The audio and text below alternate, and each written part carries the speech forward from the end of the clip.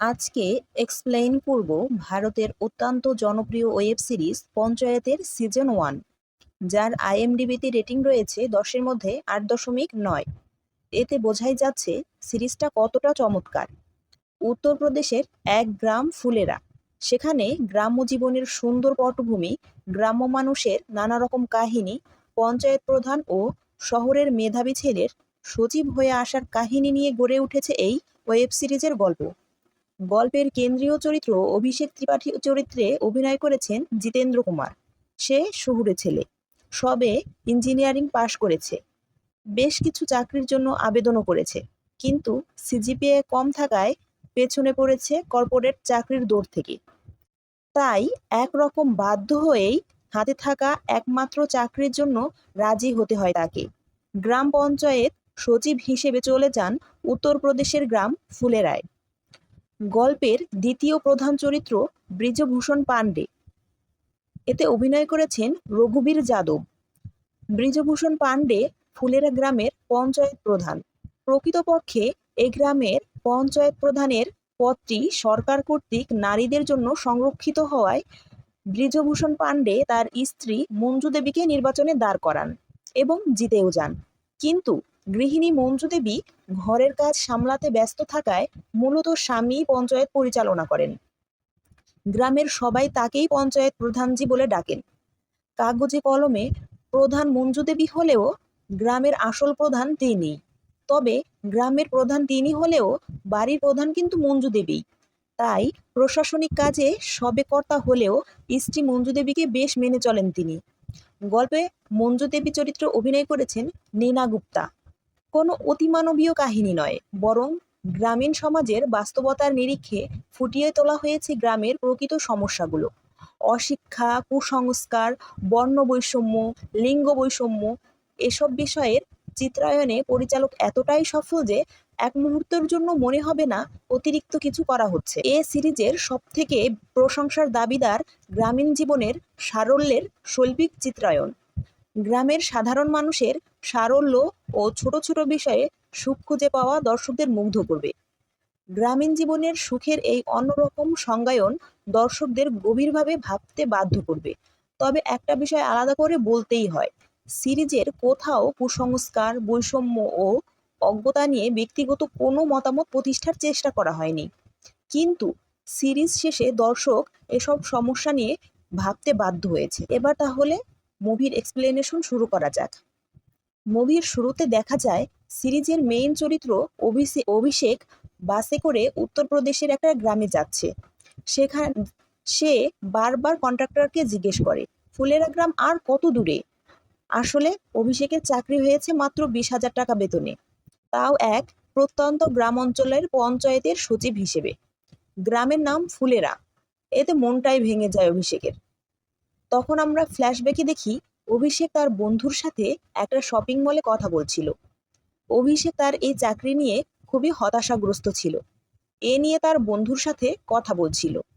তখন তার বন্ধু স্বপ্ন দেখায় যে এই চাকরি থাকা অবস্থাতেই ক্যাট এক্সামের প্রস্তুতি নেওয়া যাবে ভালোভাবে, টাকা উপার্জন হবে, আবার পড়াশোনাও হবে।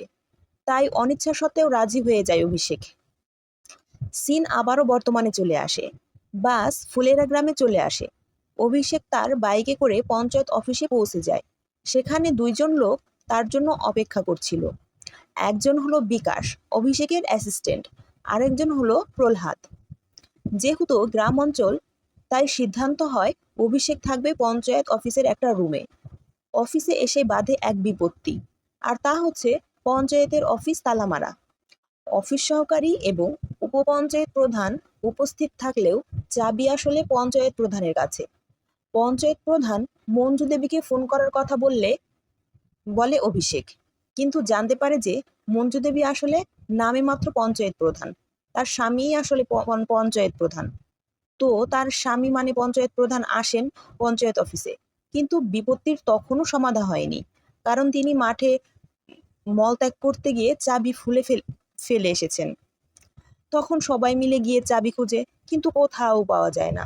ফিরে এসে তালা ভাঙার কথা বলে অভিষেক, কিন্তু প্রধান স্পষ্ট ভাষায় জানিয়ে দেয় তার বিয়েতে যৌতুকের সঙ্গে এই তালা এসেছিল, কোনোভাবেই এই তালা ভাঙা যাবে না।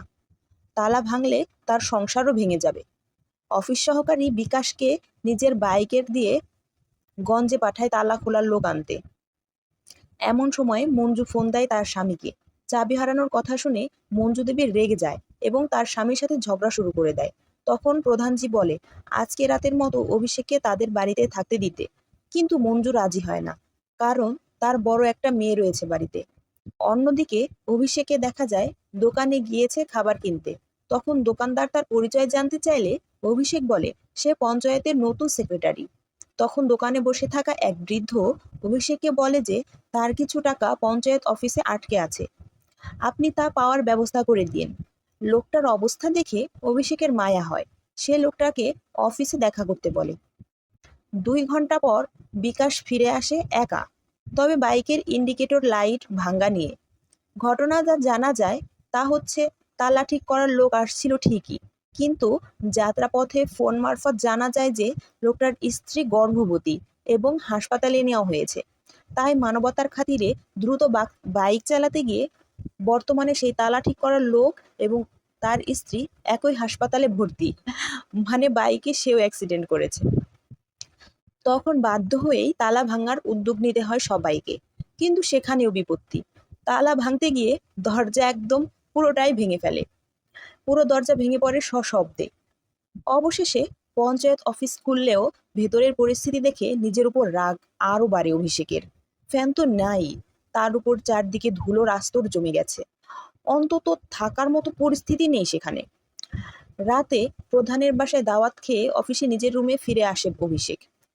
বন্ধুর সঙ্গে কথা বলে যে সে এখানে থাকতে পারছে না। তখন অভিষেকের বন্ধু তাকে নানাভাবে মোটিভেট করে।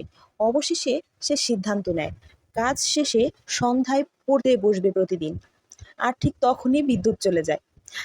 অভিষেক বেশ বিরক্ত হয়।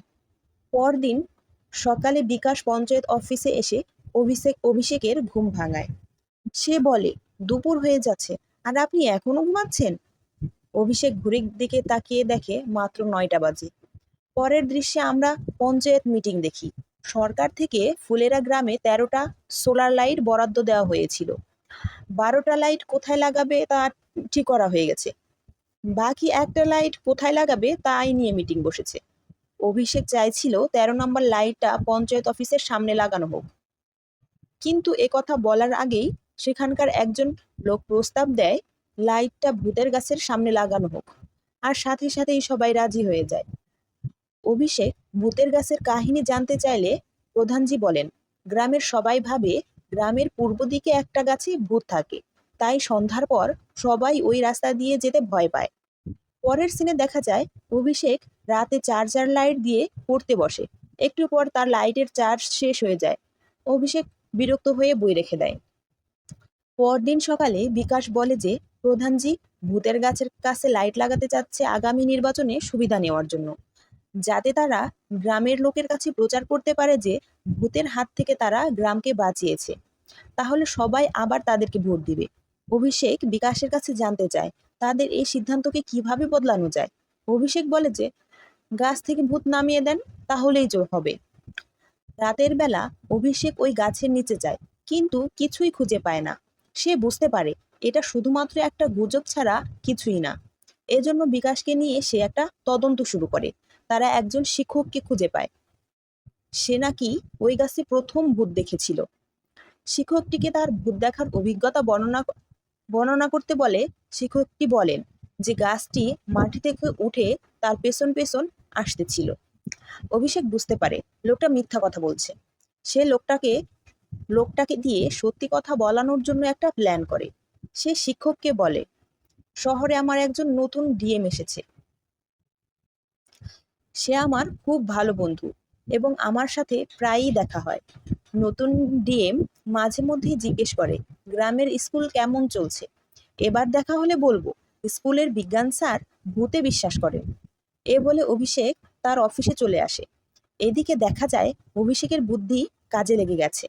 রাতের বেলা বিজ্ঞান স্যার এসে বলে আসলে সেদিন সে রাতে গাঁজা খেয়ে বাড়ি ফিরছিল, তাই রাতের অন্ধকারে সে কি ভুলভাল দেখেছে সে জানে না। পরদিন শিক্ষকটি প্রধানদের কাছে যায়। এবং সবার কাছে ক্ষমা চায়।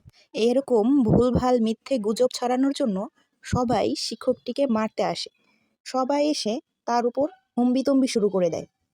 তখন অভিষেক প্রধানকে বুদ্ধি দেয়, আপনি 3 দিন ওই গাছের নিচে ঘুমান আর লোকজনের কাছে প্রচার করেন যে আপনি গাছ থেকে ভূত তাড়িয়ে দিয়েছেন, আর 13 নম্বর লাইটটি পঞ্চায়েত অফিসের সামনে বসান। প্রধানজি অভিষেকের কথা মেনে নেয়। পরবর্তী দৃশ্যে দেখা যায় পঞ্চায়েত অফিসের সামনে লাইট জ্বলছে আর প্রধানজি সেই গাছের নিচে প্রহ্লাদকে নিয়ে ঘুমাচ্ছে। পরবর্তী দৃশ্যে দেখা যায় অভিষেক একটি আরামদায়ক রিভলভিং চেয়ার কিনে নিয়ে আসে। যেহেতু প্লাস্টিকের চেয়ারে কাজ করা এবং পড়াশোনা করা বেশ কষ্টই হচ্ছিল তার। অন্যদিকে পরমেশ্বর নামের এক লোককে দেখানো হয়। সে প্রধানের কাছে আসে একটা সাহায্যের জন্য। তার একটা সমস্যা হয়েছে। 2 দিন পর তার মেয়ের বিয়ে, তাই বরযাত্রীর সব লোককে সে গ্রামের স্কুলে রাখতে চায়, কারণ তার বাড়িতে পর্যাপ্ত জায়গা নাই। তাছাড়া এটা গ্রামের অনেকেই করে, কিন্তু বরকে তো আর সবার সাথে স্কুলে রাখা যায় না, তাই পঞ্চায়েত অফিসের একটা বড় রুম সে চায়। তখন পঞ্চায়েত প্রধান অভিষেককে ফোন দিয়ে রুমের কথা বলে, কিন্তু অভিষেক মানা করে দেয় এবং বলে তার কাজে সমস্যা হবে। তখন পরমেশ্বর প্রধানকে উস্কানি দিতে থাকে, বলে যে একজন সামান্য সচিব কিন্তু গ্রাম প্রধানের কথা শোনে না, আর এটা সে করছে ওই চাকাওয়ালা চেয়ারটার জন্য। পরবর্তী দৃশ্যে দেখা যায় পরমেশ্বর আর গ্রামের কিছু লোকেরা পঞ্চায়েত অফিস পরিষ্কার করছে বরের থাকার জন্য, কিন্তু এসব অভিষেকের পছন্দ হচ্ছিল না। উপরন্তু পরমেশ্বর এসে অভিষেককে কাজ করে দিতে বলে, কারণ গ্রামে বিয়ে হলে সবার নাকি হাতে হাতে কাজ করতে হয়। পরের দৃশ্যে প্রধানজি এবং প্রহ্লাদকে দেখা যায় তারা অভিষেকের চাকাওয়ালা চেয়ার নিয়ে আলোচনা করছে, কেননা তারা মনে করছিল অভিষেক চাকাওয়ালা চেয়ার ব্যবহার করে প্রধানজিকে ছোট করছে, এতে প্রধানজি অসম্মান হচ্ছে। তারা পরিকল্পনা করে যেভাবেই হোক অভিষেকের কাছ থেকে ওই চেয়ারটা সরাতেই হবে। অন্যদিকে দেখা যায় পরমেশ্বরের মেয়ের জামাই তার বন্ধু বান্ধব নিয়ে পঞ্চায়েত অফিসে চলে এসেছে। এই জামাই ছিল ভারী বজ্জাত টাইপের। অভিষেকের দায়িত্ব পড়ে এই ঘাড়ত্যাড়া জামাইয়ের সেবা যত্ন করার। আর এই জামাই সেবা যত্ন করতে গিয়ে অভিষেকের হয় নাজেহাল অবস্থা। বদমাস জামাই বলে তার নাকি প্লাস্টিকের চেয়ারে বসতে সমস্যা হচ্ছে, তাই সে অভিষেকের ওই চাকাওয়ালা চেয়ারে বসবে। অভিষেক তাকে তার চেয়ারটা এনে দেয়। একটু পরে জামাই চেয়ার থেকে প্লাস্টিকগুলো ছিঁড়তে শুরু করে। এটা দেখে অভিষেক রেগে যায় এবং ইংরেজিতে একটা গালি দেয়। এতে জামাইও খুব রেগে যায়। এরপর এই ঘটনার জন্য সালিশ বসে এবং ফয়সালা হয় জামাইও অভিষেকে ইংরেজিতে গালি দেবে। কিন্তু জামাই মহাশয় বলে সে শুধু গালিই দেবে না, সাথে অভিষেকের চেয়ারটাও নিবে, না হলে সে বিয়েই করবে না। অগত্যা আর কি করার, অভিষেকের চেয়ারটা দিয়ে দিতে হয়। পরের দিন দেখা যায় প্রহ্লাদ প্রধানজির জন্য অভিষেকের মতো হুবহু একটা চাকাওয়ালা চেয়ার কিনে নিয়ে আসে। এরপর দেখা যায় অভিষেক বিভিন্ন স্লোগান প্রিন্ট করে গ্রামের বিভিন্ন দেয়ালে লাগাচ্ছে, গ্রামের মানুষকে সচেতন করার চেষ্টা করছে, যেখানে লেখা তারা যেন 2টার বেশি সন্তান জন্ম না দেয়। তখন প্রহ্লাদ বলে এই স্লোগান পরিবর্তন করা দরকার, কারণ মানুষজন এটা মানবে না, তারা তাদের ইচ্ছে মতো কাজ করবে, যত খুশি বাচ্চা নেবে। তখন অভিষেক বলে এটা সরকারি আদেশ, তাকে তো তা পালন করতেই হবে, তার কিছুই করার নাই। এরপর অভিষেক প্রধানজির কাছে জানতে চায় গ্রামের কার কাছ থেকে সে দুধ কিনতে পারবে। তখন প্রধানজি বলে তার নিজের বাড়িতেই প্রতিদিন প্রচুর গরু আর মহিষের দুধ আসে। প্রধানজি তখন অভিষেককে বলে সে প্রতিদিন অভিষেকে ফ্রিতেই দুধ দিবে। এদিকে মাঞ্জু দেবী প্রধানজির উপর রেগে যায়, কারণ সে অভিষেকে ফ্রিতে দুধ দিতে চেয়েছে। মাঞ্জু দেবী বলে ঘরের মেয়ে বড় হচ্ছে, তাকে বিয়ে দিতে হবে, আর সে সম্পত্তি দান করে বেড়াচ্ছে। অন্যদিকে অভিষেককে দেখা যায় সে একজন পেইন্টারকে দিয়ে দেয়ালে দেয়ালে স্লোগান লিখেই যাচ্ছে। স্লোগানটা ছিল এমন যে 2টো বাচ্চা মিষ্টি ক্ষীর, তার বেশি হলে বাবাচির। গ্রামীণ ভাষায় বাবাচির অর্থ হলো পাইলস। এই স্লোগান দিয়ে সরকার চাচ্ছিল যে মানুষ যেন অপমান বোধ করে, ঘৃণা করে 2টো বাচ্চার বেশি না নেয়, বাচ্চা জন্মানো কমিয়ে দেয়, দেশের জনসংখ্যা বৃদ্ধি কমে আসে। কিন্তু ফলটা হয় উল্টো। এই স্লোগান দেখে মানুষ ক্ষেপে যায়। এক লোক অভিষেককে বলে, আমার 2 মেয়ের পর এই ছেলে, তাহলে কি সে ছেলে বাবাজির? লোকটা তখন বলে এই স্লোগান মুছে দিতে, কিন্তু অভিষেক জানায় এটা সরকারি আদেশ, তাই সে মুছতে পারবে না। তখন লোকটি আরও লোকজন ডেকে নিয়ে আসে, আর সবাই তা দেখে ক্ষেপে যায়। তারা সবাই বলতে থাকে যে পরবর্তী নির্বাচনে তারা আর এই প্রধানকে ভোট দিবে না। অভিষেক তখন প্রধানজির কাছে এসে সমস্ত কথা খুলে বলে। প্রধানজিও তখন অভিষেককে অনুরোধ করে স্লোগানটা মুছে ফেলতে। তখন অভিষেক তার অপারগতার কথা জানিয়ে বলে এ করলে তার ডিসিপ্লিন পানিশমেন্ট দেওয়া হবে, সে করতে পারবে না। তখন প্রধানজি অভিষেককে একটা লাউ দিয়ে বলে উপর মহলে এ নিয়ে যেন সে সুপারিশ করে, যাতে তারা স্লোগানটা চেঞ্জ করে দেয়। অভিষেক লাউ নিয়ে যায় বড় অফিসের সাথে দেখা করতে, কিন্তু অফিসার লাউ দেখে খুশি হয় না এবং বলে স্লোগানটা পাল্টানো যাবে না, লোকজনের খারাপ লাগার জন্যই তো এই স্লোগান লেখা হয়েছে। রাতে অভিষেক বাড়ি আসে আর কি করা যায় এই নিয়ে আলোচনা করতে থাকে।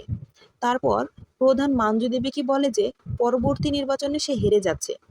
মাঞ্জু দেবী তখন বলে, তুমি কেমন নেতা, হ্যাঁ, শত কথা বলতে ভয় পাচ্ছ? অভিষেক যে স্লোগান লিখেছে তা একদম সত্যি কথা। দুটোর পরে বাচ্চা মানুষ করা যে কি কষ্টের তা গ্রামের প্রায় সব মহিলাই জানে। মাঞ্জু দেবী আরো বলে, সত্যি কথা বলতে ভয় লাগলে তুমি কেমন নেতা? তুমি অভিষেকে কষ্ট দিতে চাও না বলে তুমি ওর কাছ থেকে দুধের টাকা চাইতে পারো না, এমন হলে তুমি নেতা হতে পারো না। পরের দৃশ্যে আমরা দেখি প্রধানজি পঞ্চায়েত কমিটির সবাইকে নিয়ে মিটিংয়ে বসেছে। সেখানে প্রধানজি বলেন স্লোগানগুলো আবারও লিখতে, পরবর্তী নির্বাচনে কি হবে সেটা পরে দেখা যাবে। মিটিং শেষ হলে ওপর অফিস থেকে ফোন করে জানানো হয় যে চাইলে তারা স্লোগান বদল করতে পারে, কেননা পাশের গ্রামে এই স্লোগানের জন্য নাকি পঞ্চায়েত অফিসে আগুন দিয়েছে গ্রামের লোকজন। এই কথা শুনে অভিষেক ভয় পেয়ে যায়। তখন প্রধানজি বলে, তুমি স্লোগান লেখো, যা হয় সেটা পরে দেখা যাবে। সেই সাথে প্রধানজি অভিষেককে বলে, তুমি দুধের জন্য প্রতি মাসে আমাকে 750 টাকা করে দেবে। পরবর্তী দৃশ্যে দেখা যায় অভিষেক রাতের খাবার বানাচ্ছে।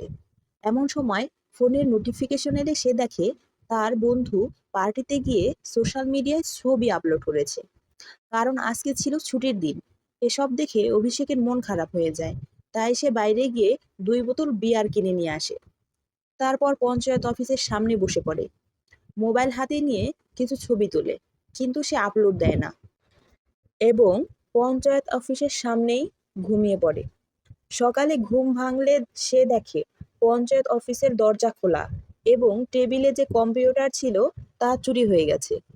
অভিষেক প্রধানজিকে ফোন দিলে তিনি বিকাশকে সঙ্গে নিয়ে অফিসে আসে এবং অভিষেকের উপর চিল্লাতে থাকে। ক্ষিপ্ত প্রধান অভিষেককে অসতর্ক হওয়ার জন্য তিরস্কার করতে থাকে, বলতে থাকে সে এতটা কেয়ারলেস কিভাবে থাকতে পারে, সে সে আর অভিষেকের উপর ভরসা করতে পারে না। তাই তিনি অভিষেককে বাজারে একটা ঘর ভাড়া নিয়ে থাকতে বলেন। অভিষেক আর অফিসে থাকতে পারবে না। তারপর তারা সবাই মিলে থানায় যায় চুরির অভিযোগ জানাতে, কিন্তু পুলিশ তাদেরকে তেমন গুরুত্ব দিচ্ছিল না। সে বলে অফিসের চারদিকে ভালো করে খুঁজে দেখতে, মাঠের চারদিকে খুঁজে দেখতে, কারণ চোর হয়তো আশেপাশে কোথাও রেখে গিয়েছে। অভিষেক তখন রেগে গিয়ে বলে, তাহলে আপনাদের কাজ কি? পুলিশ অভিষেককে খোঁচা দিয়ে বলে, আপনার কাজও তো আপনি করেন নাই, মদ খেয়ে মাতাল হওয়া তো আপনার কাজ না। তখন প্রহ্লাদ দুজনকে শান্ত করে আর অভিষেককে বাইরে নিয়ে আসে। থানা থেকে বের হয়ে অভিষেক প্রহ্লাদকে বলে গ্রামে ফিরে যেতে, সে ফাগুলি বাজারে যাচ্ছে একটা রুম খুঁজতে। তখন প্রহ্লাদ বলে যে প্রধানজির অনেক বড় মনের মানুষ, সে হয়তো মুখে ওই কথা বলেছে কিন্তু মন থেকে বলেনি। তারপর অভিষেক পঞ্চায়েত অফিসে চলে আসে। সে অনলাইনে খোঁজ করে একটা মনিটরের দাম কত হতে পারে সেটা। তখন সেখানে থানা থেকে পুলিশের লোক আসে এবং খোঁজ নিতে থাকে। সে অভিষেককে উল্টাপাল্টা প্রশ্ন করতে থাকে, এতে অভিষেক রেগে যায়। তখন পুলিশটি অভিষেকের রুমে ঢোকে এবং দেখে টেবিলের উপর ক্যাটের বই রাখা। তখন পুলিশটি ভাবতে থাকে একজন সরকারি চাকরিজীবী ক্যাটের জন্য কেন পড়ছে। পুলিশটির মনে সন্দেহ হয় অভিষেক হয়তো নিজেই মনিটরটি চুরি করেছে, কেননা মাত্র 2 বোতল বিয়ার খেলে কেউ এতটা নেশা হওয়ার কথা নয় যে অভিষেক কিচ্ছু টের পাবে না। কিন্তু প্রধানজি একথা বিশ্বাস করতে পারে না। সে বলে, আর যাই হোক, অভিষেক কখনো চুরি করতে পারে না। তখন পুলিশ অফিসার অভিষেককে আবারও জিজ্ঞেস করে যে বিয়ার কেন খেয়েছিলেন বলেন। তখন অভিষেক জবাব দেয়, সে বোরিং লাইফ কাটাচ্ছে। সারাদিন একা কাজ করে রাতে বই নিয়ে বসতে হয়। ঠিক মতো কারেন্ট থাকে না। তার কোনো বন্ধু নেই যে সাথে বসে একটু কথা বলবে। সে একাকী জীবন কাটাচ্ছে। কোনো সোশ্যাল জীবন পাচ্ছে না। তার গ্রামের রুটিন এবং একাকী জীবনের কারণে তার হতাশা তাকেই ঘিরে ধরেছিল। এর জন্য তার মুড অফ ছিল, তাই সে বিয়ার খেয়েছিল। রাতের বেলা প্রধানজি অভিষেককে নিয়ে টেনশনে পড়ে যায়, কেননা সে সারাদিন কিছুই খায়নি। তাই সে কিছু খাবার আর বিয়ারের বোতল নিয়ে পঞ্চায়েত অফিসে যায়। সাথে বিকাশ আর প্রহ্লাদকেও নিয়ে যায়। তারপর চারজন খোলা আকাশের নিচে বসে অনেক এনজয় করে। তারা একসাথে সেলফি টেলফি তোলে। অভিষেকেরও মন ভালো হয়ে যায়, কারণ প্রধান অভিষেককে উৎসাহিত করার জন্য প্রহ্লাদ এবং বিকাশের সাথে একটি পার্টির আয়োজন করে। পরের দিন সকালে অভিষেক দেখতে পায় তার চুরি যাওয়া মনিটরটি কে যেন অফিসের সামনে রেখে গিয়েছে, সাথে একটা নোট যে মনিটরটি একটি টেলিভিশন ভেবে সে ভুল করে নিয়ে গিয়েছিল। অভিষেক একটা দোকানে যায় ছবি তোলার জন্য। ছবি তোলা হলে দোকানদার বলে যে কালকে এসে সে যেন ছবিটি নিয়ে যায়। দোকানদার বাইরে এসে দোকানের বাইরে এসে অভিষেক আর বিকাশের কয়েকজন স্থানীয় লোকের সাথে ঝামেলা বেঁধে যায়। তখন তাদের মধ্যে একজন ফোন করে আরও লোক নিয়ে আসতে বলে। এসব দেখে অভিষেক একটু ঘাবড়ে যায়। সে কোনো ঝামেলা না করে চলে আসে। তখন পাশ থেকে দোকানদার অভিষেককে বলে কাল ঠিক 11টার সময় সে যেন তার ছবিগুলো নিয়ে যায়। তখন ঝামেলা বাঁধানো ছেলেগুলো বলে কাল এখানে আসলে তারা অভিষেককে দেখে নিবে। পঞ্চায়েত অফিসে এসে বিকাশ প্রধানজিকে ফোন করে এসব কথা বলতে গেলে অভিষেক বলে এসব ফালতু লোকজনের সাথে ঝামেলা করে লাভ নেই। তখন বিকাশ বলে ওরা আমাদের হুমকি দিয়েছে, এটা আমাদের আত্মসম্মানের ব্যাপার। আপনি ভয় পেয়েছেন তাই চুপ থাকতে বলেছেন।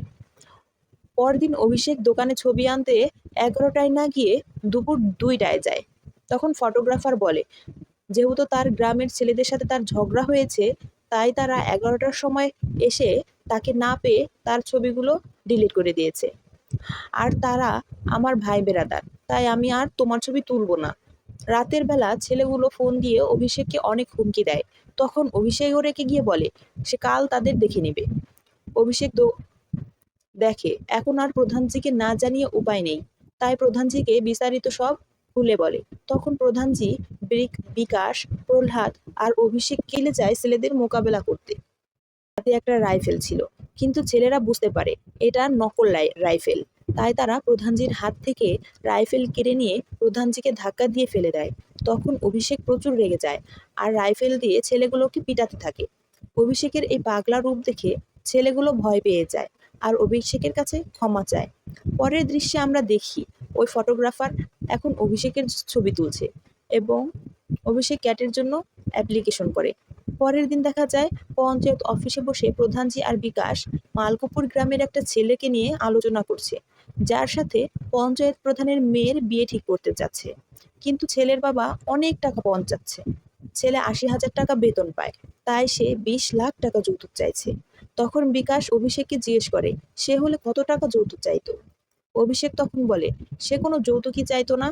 তখন প্রধান বলে অভিষেকের বেতন মাত্র 20,000 টাকা, সে সে কত যৌতুক চাবে আর তাকে দেবেই বা কেন। তখন অভিষেক বলে সামনে আমার ক্যাট পরীক্ষা, তাতে যদি আমি পাশ করে যাই তাহলে 1 থেকে 1.5 লাখ টাকা বেতন পাবো। তখনও কোনো যৌতুক নেব না। তখন প্রধানজি একটু হাসে আর বারবার আর চোখে অভিষেককে দেখতে থাকে। পরের দিন দীনবন্ধু নামের একজন লোক আসে তার ছেলের বার্থ সার্টিফিকেট বানাতে। তখন বিকাশ তাকে বলে তুমি তো তোমার ছেলের নাম আত্মারাম কেন রেখেছো, এটা তো অনেক পুরনো যুগের নাম। তখন বিকাশ অভিষেককে বলে যে স্যার আপনি একটা নাম রেখে দেন তো। তখন অভিষেক বলে আরাফ, নাম আরাফ রাখতে পারো, কারণ এটা অক্ষয় কুমারের ছেলের নাম। লোকটার নাম পছন্দ হয়, সে বলে তার ছেলের নাম সে এটাই রাখবে। এই বলে সে ফর্ম নিয়ে বাড়ি চলে যায়। অন্যদিকে প্রধানজিকে দেখা যায় সে বাড়িতে মঞ্জু দেবীকে বলে যে অভিষেকের সাথে আমাদের রিঙ্কিকে বিয়ে দিলে কেমন হয়। কিন্তু মঞ্জু সাফ মানা করে দেয়, কারণ অভিষেকের বেতন মাত্র 20,000 টাকা। তখন প্রধানজি মঞ্জু দেবীকে বোঝায়, বলে যে অভিষেক যদি ক্যাট এক্সাম পাশ করে যায়, তাহলে তার বেতন হবে 1 থেকে 1.5 লাখ টাকা। তখন মাঞ্জু দেবী বলে, ছেলের বুদ্ধি তীক্ষ্ণ না হলে তার কাছে মেয়ে দিয়ে দেওয়া যাবে না। তখন প্রধানজি ভাবতে থাকে, সে কিভাবে অভিষেকের বুদ্ধির তীক্ষ্ণতা পরীক্ষা করবে। এদিকে দীনবন্ধু তার স্ত্রীকে নিয়ে পঞ্চায়েত অফিসে আসে, আর তারা তাদের ছেলের নাম আরাব রাখবে না আত্মারাম রাখবে তাই নিয়ে ঝগড়া শুরু করে দেয়। তখন প্রধানজি অভিষেককে মেসেজে একটা প্রশ্ন পাঠায় আর লিখে সে যেন 1 মিনিটের মধ্যে উত্তর দেয়। কিন্তু অভিষেক তখন মেসেজটিকে সিন করে না। ঠিক 1 মিনিট পর প্রধানজি নিজেই অভিষেককে ফোন করে উত্তর জানার জন্য। তখন প্রধানজির পাশে মাঞ্জু দেবী আসে এবং উত্তর দিয়ে বলে, এ তো খুবই সোজা প্রশ্ন। ফোনের ওপার থেকে অভিষেক উত্তরটা শুনে ফেলে আর প্রধানজিকে প্রশ্নের উত্তর দেয়। প্রধানজি বলে, এ উত্তর হবে না, তুমি শুনে উত্তর দিয়েছো। প্রধানজি অফিসে এসে দেখে অভিষেক কিছু প্রশ্ন স্কিপ করে গেছে, কারণ সেগুলো একটু কঠিন। এরপর প্রধানজি বই থেকে একটা প্রশ্ন বের করে অভিষেককে 3 মিনিট সময় দেয় উত্তর খুঁজে বের করতে। অভিষেক 3 মিনিট শেষ হওয়ার 6 সেকেন্ড আগেই উত্তর দিয়ে দেয়, খুশি হয়। তখন প্রধানজির কাছে একটা ফোন আসে। দীনবন্ধু আর তার বউ সেই নাম নিয়ে আবার ঝামেলা করছে। তখন অভিষেক একটা বুদ্ধি দেয়। সে বলে, বাচ্চার সামনে 2টা আঙ্গুল রাখতে, একটা আঙ্গুল হবে আরাফ নাম দিয়ে আর একটা আঙ্গুল হবে আত্মারাম আঙ্গুল দিয়ে। বাচ্চাটি যে আঙ্গুল ধরবে বাচ্চাটির সেই নামই রাখা হবে। বাড়ি ফিরে প্রধানজি মাঞ্জু দেবীকে বলে যে, দেখলে অভিষেক কতটা স্মার্ট। কিন্তু মাঞ্জু দেবী তাও মানে না, সে চায় মালকুপুরের ছেলের সাথেই রিঙ্কির বিয়ে দিতে। তখন প্রধানজি রিঙ্কির সাথে অভিষেকের টেকনিকটি ব্যবহার করেন।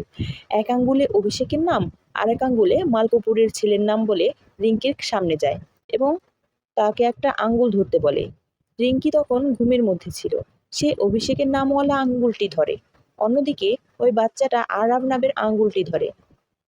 এতে দীনবন্ধুর বউ সুষমা অসন্তোষ হয়। 2 সপ্তাহ পরে অভিষেকের ক্যাট এক্সাম হয়।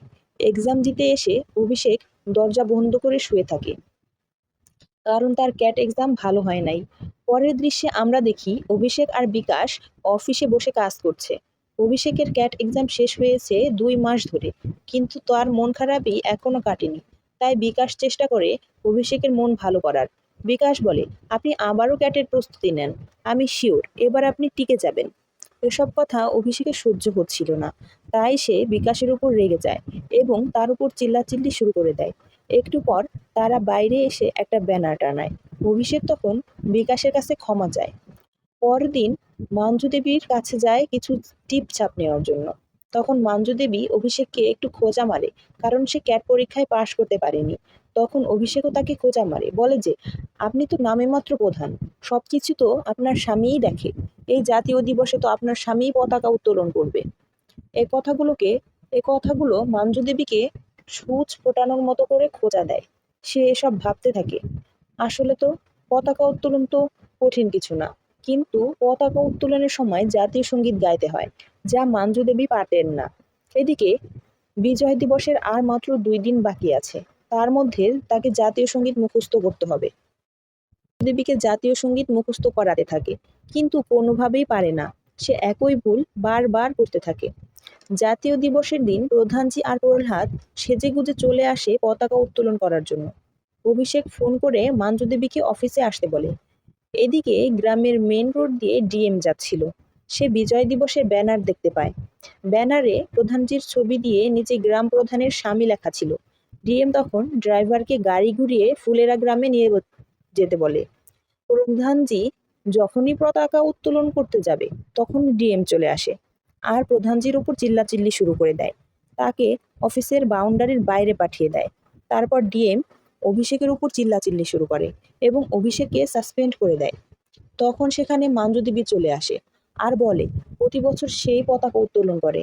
তারপর মাঞ্জু দেবী ডিএম এর সামনে পতাকা উত্তোলন করে আর জাতীয় সঙ্গীত গায়। মাঞ্জু দেবী মাঝে মাঝে ভুলে যাচ্ছিল, তখন প্রধানজি তাকে সাহায্য করে। তখন ডিএম বুঝতে পারে মাঞ্জু দেবী তার স্বামীকে বাঁচানোর চেষ্টা করছে। তখন তিনি মাঞ্জু দেবীকে বলেন যে, এখন যেভাবে চেষ্টা করেছেন অফিসের কাজগুলো করারও চেষ্টা করেন, না পারলে আপনার স্বামী আপনাকে সাহায্য করবে। তারপর ডিএম অভিষেকের সাসপেন্ড উঠিয়ে নিয়ে ওখান থেকে চলে যায়। সব কাজ শেষ করে অভিষেক তার বন্ধুকে ফোন দেয় আর বলে, সে আরও একবার ক্যাটের জন্য প্রস্তুতি নেবে। তাই সে আরও 1 বছর এই গ্রামেই থাকবে। তখন অভিষেকের বন্ধু বলে যে, এমন কিছু কর যাতে তুই ওই গ্রামকে ভালোবেসে ফেলিস, তাহলে দেখবি প্রস্তুতি নিতেও ভালো লাগবে।